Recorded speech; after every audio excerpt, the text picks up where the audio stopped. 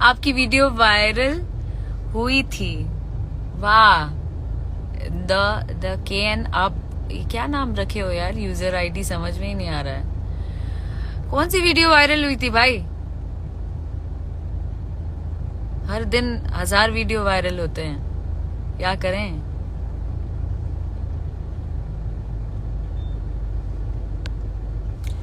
जितने क्या बोलूं मैं, वैसे कमेंट्स पे ध्यान ही नहीं देती हूँ, लेकिन जितने लोग ऐसे अभद्र बातें कहते हैं या कुछ भी कह जाते हैं, वो मेरे मेरे यहाँ तो लगता है नहीं। वो मैं ना यहाँ लगाती हूँ ना यहाँ लगाती हूँ, समझे? तो कोई फायदा नहीं होगा बेटा। सोच को बदलो, देश बदलो। गाना जाओ देखो।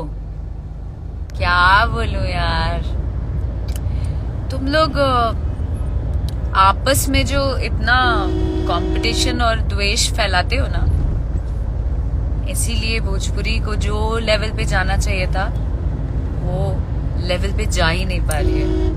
हम सब कलाकार मेहनत कर के मर रहे हैं, पर आप जैसे लोग यही सब घिनावन काम कर के बढ़ने नहीं दे रहे हैं।